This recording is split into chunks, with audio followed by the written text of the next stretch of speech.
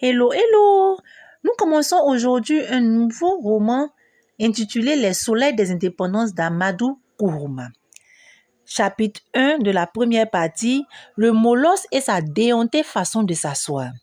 Il y avait une semaine qu'avait fini dans la capitale Kone Ibrahima, de race malinké, ou disons-le en malinké, il n'avait pas soutenu un petit rhume.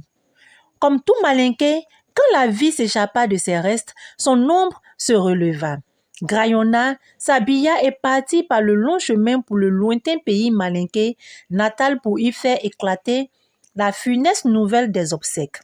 Sur des pistes perdues au plein de la brousse inhabitée, deux colporteurs malinqués ont rencontré l'ombre et l'ont reconnu. L'ombre marchait vite et n'a pas salué. Les colporteurs ne s'étaient pas mépris. Ibrahima a fini, s'était-il dit. Au village natal, l'ombre a déplacé et arrangé ses biens. De derrière la case, on a entendu les cantines du dauphin claquer, ses calebasses se frotter. Même ses bêtes s'agitaient et bêlaient bizarrement. Personne ne s'était mépris. Ibrahima Koné a fini. C'est son ombre, s'était-on dit. L'ombre était retourné dans la capitale près des restes pour suivre les obsèques. Aller et retour plus de 2000 kilomètres. Dans le temps de scier l'œil. Vous paraissez sceptique, eh bien moi, je vous le jure et j'ajoute, si le dauphin était de caste forgeron, si l'on n'était pas dans l'ère des indépendances, les soleils des indépendances, disent les malinqués, je vous le jure, on n'aurait jamais osé l'inhumer dans une terre lointaine et étrangère. Un ancien de la caste forgeron serait descendu du pays avec une petite canne, il aurait tapé le corps avec la canne, l'ombre aurait réintégré les restes, le dauphin se serait levé. On aurait remis la canne au dauphin qui aurait emboîté le pas à l'ancien et ensemble, ils auraient marché des jours et des nuits. Mais attention, sans que le dauphin revive.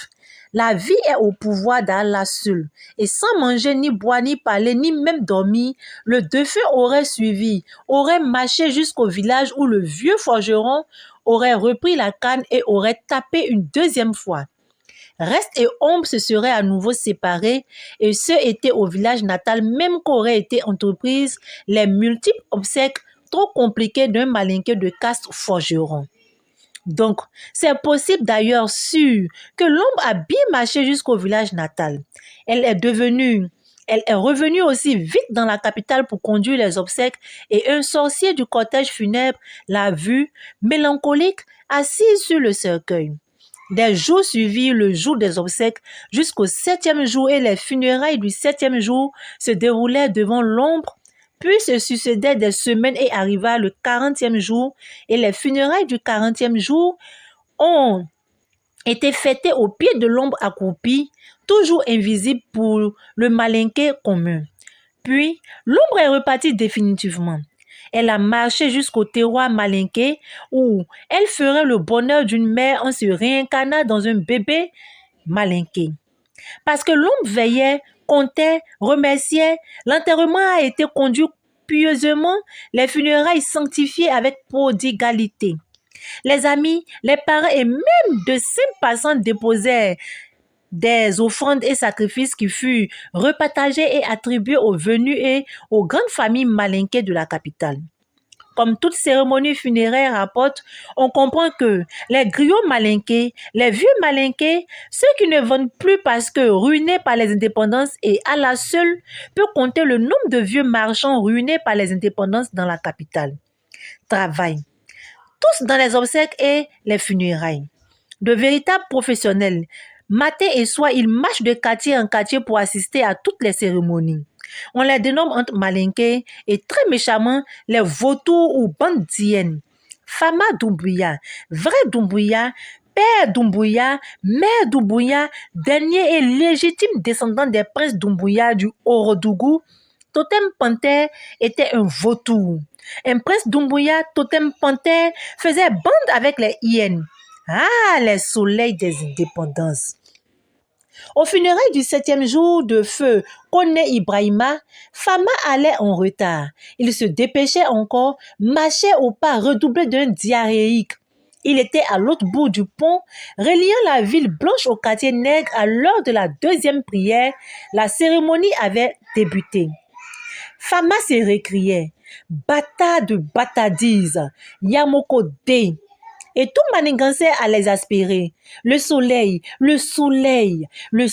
des indépendances maléfiques remplissait tout un côté du ciel, grillait, assoiffait l'univers pour justifier les malsains orages des fins d'après-midi. Et puis, les badauds, les bâtards de badauds plantés en plein trottoir comme dans la case de leur papa. Il fallait bousculer, menacer, injurier pour marcher. Tout cela dans un vacarme à arracher les oreilles. Klaxons, pétarades des moteurs, battements des pneus, cris et appels des passants et des conducteurs. Des garde-fous gauche du pont, la lagune, aveuglée de multiples miroirs qui se cassaient et s'assemblaient jusqu'à la berge lointaine où des îlots et lisières de forêt s'encastraient dans l'horizon cendré. L'air du pont était encombré de véhicules multicolores, montant et descendant. Et après les garde-fous droits, la lagune toujours miroitante en quelques points, latérite et d'autres, le port chargé de bateaux et d'entrepôts, et plus loin encore, la lagune maintenant latérite, la lisière de la forêt et enfin un petit bleu, la mer commençant le bleu de l'horizon. Heureusement qu'Allah en soit loué, Fama n'avait plus long à marcher. L'on apercevait la fin du port là-bas où la route se perdait dans une descente, dans un trou où s'accumulaient les toits de tôle miroitants, du gris, d'autres entrepôts, les palmiers, les touffes de feuillage et d'où émergeaient 2 ou 3 maisons à étages avec des fenêtres persiennes. C'étaient les immenses déchéances et honte aussi grosses que la vieille panthère surprise disputant des charognes aux hyènes que de connaître Fama courir ainsi pour des funérailles. Lui, Fama, né dans l'or, le manger, l'honneur et les femmes, éduqué pour préférer l'or à l'or, pour choisir le manger parmi d'autres et coucher sa favorite parmi 100 épouses. Qu'était-il devenu? Un charognard. C'était une hyène qui se reposait. Le ciel demeurait haut et lointain, sauf du côté de la mer où de solitaires et impertinents nuages commençaient à s'agiter et à se rechercher pour former l'orage. Bâtard dégoûtante, les entre-saisons de ce pays mélangeant soleil et pluie. Il tourna après une patère, monta l'allée centrale du quartier des fonctionnaires. Allah en soit loué.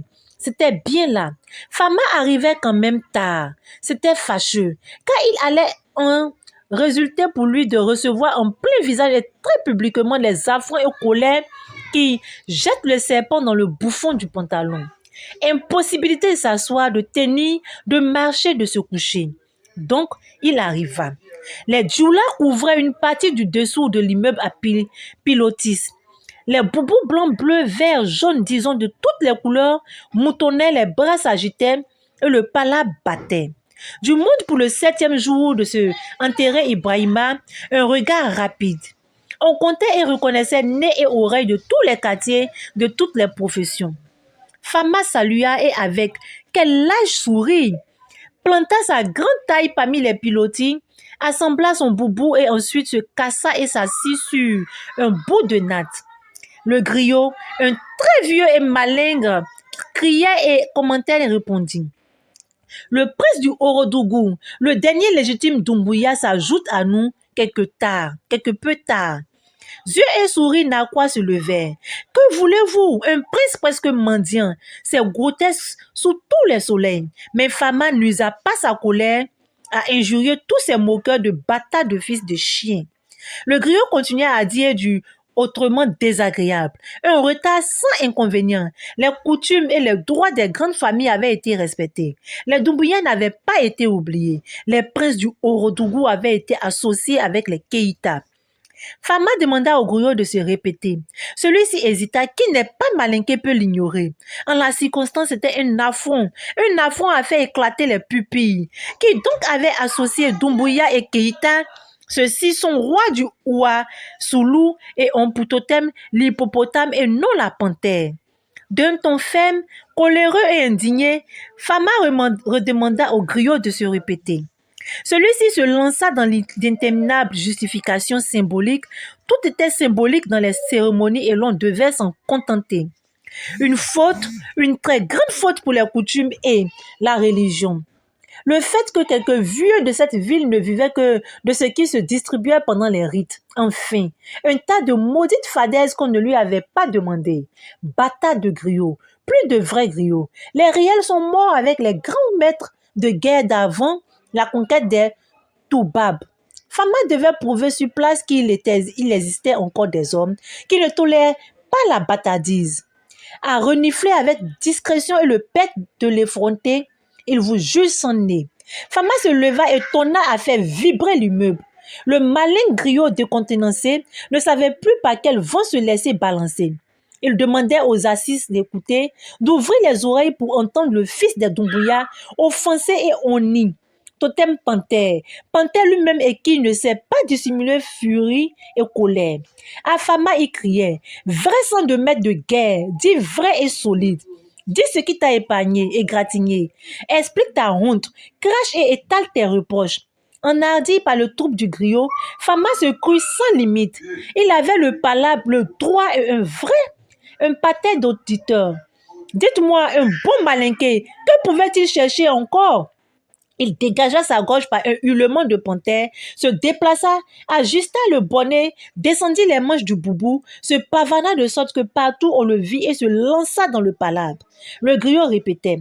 Fama hurlait et alla hurler plus fort encore, mais maudit griot, maudit tout. Une méchante et violente toux embrassa la gorge du griot et l'obligea à se courber et cracher les poumons et arrêta Fama dans son élan. Le dernier Doumbouya, sans la moindre commisération pour le griot, ne se découragea pas. Bien au contraire, il baissa la tête pour penser et renouveler les proverbes dans cette attitude, négligea de regarder autour de lui. Pourtant, pouvait-il ignorer? Les gens étaient fatigués. Ils avaient les nez pleins de toutes les exhibitions, tous les palabres ni noirs ni blancs de Fama à l'occasion de toutes les réunions. Et dans l'assemblée, Boubou et Nat bruissaient, on fronçait les visages et on se parlait avec de grands gestes. Toujours Fama, toujours des pas insuffisantes, toujours quelque chose. Les gens en étaient rassasiés. Qu'on le fasse asseoir. Le griot réussit à se débarrasser de la toux, mais un peu tard. Partout, tournait l'énervement. Fama ne voyait et n'entendait rien et il parla avec force et abondance en agitant des bras de branches de fromager, en happant et écrasant les proverbes en tordant les lèvres. Emporté, enivré, il ne pouvait pas voir les auditeurs bouillonnant d'impatience comme mordus par une bande de fourmis maniant. Les jambes se pliaient et se repliaient, les mains allant des hanches aux barbes, les barbes aux poches. Il ne pouvait pas remarquer la colère contrefaire et pervertir les visages, remarquer que des paroles comme « Ah, le jour tombe, pas de bâtardise » s'échappaient des lèvres. Il tenait le palabre. C'est à cet instant que fusa de l'assemblée l'injonction. Assois tes fesses et ferme la bouche. Nos oreilles sont fatiguées d'entendre tes paroles. C'était un coup et rond comme une souche, coup bras, poings et épaules de lutteur, visage dur de pierre qui avait crié, s'excitait comme un grignon affolé et se hissait sur la pointe des pieds pour égaler Fama en hauteur. Tu ne connais pas la honte et la honte est avant tout, ajouta-t-il en reniflant. Remue-ménage général, brouhaha de l'arrivée d'un troupeau de buffles dans la forêt. Le malin griot se démenait pour contenir le vent soufflé par Fama en vain. Bamba, ainsi se nomma celui qui défiait Bamba, se gosillait-il refroidissait le cœur. Accroché au sol, actionnant des mâchoires de fauve, menaçant des coups des épaules et de la tête, comment Bamba pouvait-il entendre les cris d'aveu sec du griot? Fama non plus. Celui-ci s'excitait, trépignait, maudissait. Le fils de chien de Bamba montait trop de virilité. Il fallait le honnir, l'empoigner, le mordre. Et Fama avança sur l'insulteur. À peine 2 pas, Fama n'a pas fait 2 pas. Déjà, le petit Rabelais de Bamba avait bondi comme un danseur et atterri à ses pieds comme un fauve. Il s'empoignait par les pans des boubous. Le griot s'éclipsa. Le brouhaha s'intensifia. Partout on se leva, s'accrocha, tira. Des pans de boubou craquaient et se démêlèrent. Fama retroussa son boubou et s'assit sur la natte un peu trop rapidement. 2 gaillards. Il fallut 2 solides gaillards pour tirer Bamba. l'arracher pas à pas au sol jusqu'à sa place. Quand les deux antagonistes furent assis, chacun descendit sur la natte. Fama s'excusa. Le plus ancien de la cérémonie s'excusa tous les musulmans pour Fama. C'était Fama qui avait raison, trancha-t-il. La vérité, il faut la dire, aussi dure qu'elle soit, car elle rougit les pupilles, mais ne les casse pas. En conclusion, l'ancien dédommagea Fama. Quelques billets et cola en plus. Évidemment, celui-ci les rejeta. C'était uniquement pour l'honneur qu'il avait lutté. On ne le crut pas. L'ancien insista. Fama empocha et resta quelque temps soucieux de l'abattardissement des malinqués et de la dépravation des coutumes. L'homme du décédé allait transmettre aux mânes que sous les soleils des indépendances, les malinqués honnissaient et même giflaient leur prince. Man des aïeux, man de Moriba, fondateur de la dynastie, il était temps, vraiment temps de s'apitoyer sur le sort du dernier et légitime Doumbouya. La cérémonie continuait. Les uns offraient, les autres recevaient. Tout le monde faisait répéter les éloges de l'enterré. Humanisme, foi, hospitalité et même un voisin rappela qu'une nuit, l'enterré lui avait apporté un caleçon et un pagne. Ceux de sa femme, l'épouse du voisin, précisons-le, le vent les avait poussés et entraînés sous le lit de l'enterré. L'effet fut immédiat. Les visages se détendirent, les rires fusèrent du palabre. Fama seul n'en rit pas. Même avec les billets de banque en poche et dans le cœur de l'honneur de posséder la raison, il n'avait pas décoléré et se rongeait. Bâtard de bâtardise. Lui, Fama, descendant des Doumbouya, bafoué, provoqué, injurié par qui? Un fils d'esclave. Il tourna la tête. Bamba tordait et pinçait les lèvres, roulait de gros yeux et battait ses naseaux de cheval qui vint de galoper. Il était ramassé, membré de pilon, rondement coudé, et Fama se demandait s'il n'était pas trop âgé pour le défier en lutte. Mais lui, Fama, avait conservé les bonnes habitudes. Un mal ne se sépare pas de son arme. Il tâta sa poche. Le couteau s'y trouvait assez long pour répandre les entrailles du fils de chien. Alors que maintenant Bamba recommence, il saura que Liane a beau être édenté, sa bouche ne sera jamais un chemin de passage pour le cabrin. Éclat de rire. Fama tendit les oreilles. Il y avait eu raison de ne point décolorer, de ne point pardonner. Le fils d'Anne de Griot mêlait aux éloges de l'enterré des allusions venimeuses. Quel rapport l'enterré avait-il avec les descendants des grandes familles guerrières qui se prostituaient dans la mendicité, la querelle et le déshonneur? Fils de chien. Plutôt que de caste, les vrais griots, les derniers griots de caste ont été enterrés avec les grands capitaines de Samori. Le ci-devant Caqueton ne savait ni chanter, ni parler, ni écouter. Et le griot continuait, et même s'il se déplaça et s'immobilisa derrière un pillot. Point éhonté de son espèce, un pilot sépare autant qu'un fleuve qu'une montagne. Et là, il se dévergonda et arriva au-delà de toute limite.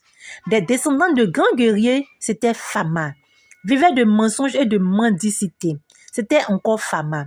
D'authentiques descendants de grands chefs, toujours Fama, avaient troqué la dignité contre les plumes du vautour et cherchaient le fumet d'un événement. Naissance, mariage, décès, pour sauter de cérémonie en cérémonie. Fama assembla son boubou pour répliquer mais hésita. Le manque de réflexe fut une invite pour le damné de griot et celui-ci se lança dans les vilaineries les plus grossières avec le contentement du bambara qui se jette dans le cercle de tam-tam. Non quand même, Fama se leva, interrompit. Musulmans, pardon musulmans, écoutez. Impossible d'ajouter un mot. Une meute de chiens en rue, tous ces acides damnés de malinqués se disant musulmans hurlaient, se hérissaient de crocs et d'injures. La limite était franchie. Diminués par la honte et le déshonneur, comment pouvaient-ils rester? D'ailleurs, c'était sans regret. La cérémonie avait dégénéré en jeu de cynocéphale. Alors, laissons les singes se mordiller et se tirer les queues. Il se précipita par une sortie. 2 hommes coururent pour le retenir. Il se débattit, les traita tous les deux de bâtards de fils et de chiens et s'éloigna. Des rires amusés, des oufs de soulagement, ce fut tout ce que produisit une sortie aussi bruyante et définitive. Fama allait se trouver aux prochaines comme à toutes les cérémonies malinquées de la capitale. On le savait, car où a-t-on vu l'hyène déserter les environs des cimetières et le vautour l'arrière des cases? On savait aussi que Fama allait méfaire et encore scandaliser. Car dans quelle réunion le Molon s'est-il séparé de sa déhontée façon de s'asseoir? Ainsi s'achève notre chapitre 1. Qu'avez-vous pensé de ce chapitre 1? Nous retournons qu'ici, Fama, en tant que prince déchu, se promène de funérailles en funérailles, de réception en réception, pour pouvoir avoir quelque chose à manger. Sur ce, je vous dis à très bientôt avec le chapitre 2.